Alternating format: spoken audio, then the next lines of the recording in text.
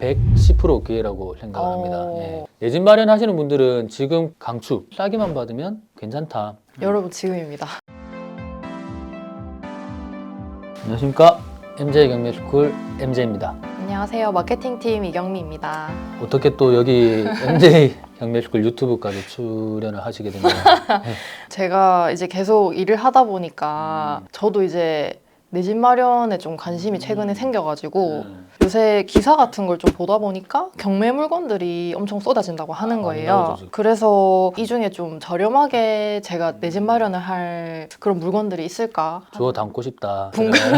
궁금한 게 생겨가지고 내 집 마련을 하시려는 분들이 또 많으실 건데 지금이 적긴지 사도 되는지 그런 부분에 대해서 질문을 해주시러 우리 경미님이 나오셨네요. 왜 이렇게 갑자기 경매 물건들이 많이 나오는 건가요?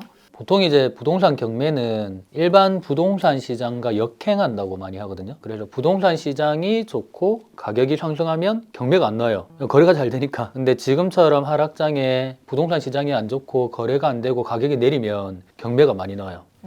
항상 일반 시장과 반대라고 생각을 하시면 돼요. 저도 한 이틀 전에 검색을 해봤는데 지금 경매 물건 수가 18,000건 정도 나오는데 이게 이제 얼마나 많은 양이냐면 불과 2년 전에 경매를 할 때 9,000건까지 내려갔었거든요. 그때는 가격이 막 오르고 거래가 잘 되고 하니까 경매 물건이 안 나왔었죠. 2019년에 하락장에 경매를 할 때는 15,000건. 그러면 그때 하락장보다 지금이 훨씬 더 분위기가 안 좋다라고 생각이 들더라고요. 지금이 어떻게 보면은 정말 투자의 기회라고 생각을 하는 거죠. 지금 새로 투자하시는 분들한테는. 많긴 많아졌는데 혹시 이 중에 실속이 없는 이상한 것만 많은 게 아닌지. 거의 80대 20인 것 같아요. 실속 없는 게 80. 보통 이제 이렇게 경매 물건이 많이 나왔을 때 초보자분들이 가격 싼 것만 보고 막 이렇게 낙찰을 받는 경우가 많거든요. 그 대표적인 물건 중에 가장 입찰을 하지 말아야 될 것이 이제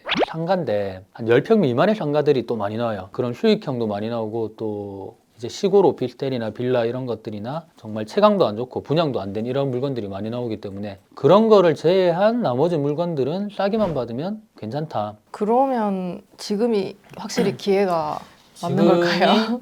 110% 기회라고 생각을 합니다. 예. 내년에 총선이 있잖아요. 총선이 지나면 이제 본격적인 완화가 시작될 거거든요. 이게 시장이 너무 빨리 변하다 보니까 지금 같은 이런 보합장에 얼어붙은 시장에서 이제 봄이 좀 오지 않을까. 내 집 마련하시는 분들은 지금 강추. 그러면 경매를 통한 내 집 마련이랑 일반적인 매매를 통한 내 집 마련이 다른 점이 좀 있을지.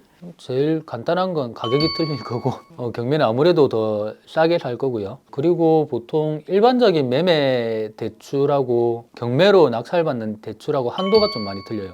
일반 매매 대출이 DSR이나 이런 것들 다 보면 한 60%, 경매는 감정가 대비 최저가가 나왔거든요. 거의 낙찰가의 80%까지 대출이 나와요.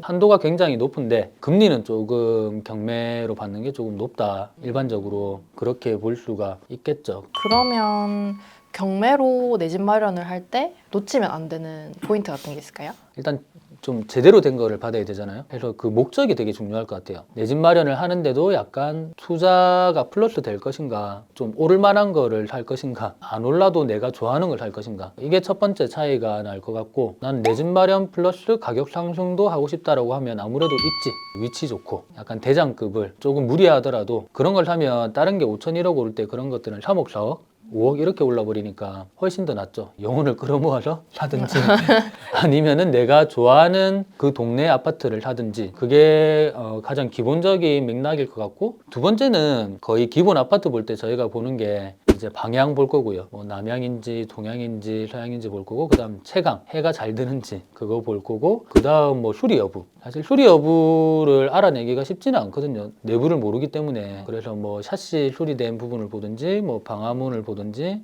아니면 임차인이 있으면 배를 눌러서 한번 집을 보자고 해도 잘 보여줘요. 배당을 받으면. 그런 식으로 싸게 샀어도 평생 살 건 아니니까 매매를 해서 수익을 얻을 수 있는 포인트를 같이 좀 보면 좋지 않을까. 그런 생각들이 좀 듭니다. 그러면은 부동산 경매로 첫 주택을 취득하면 또 혜택 같은 게 있을까요?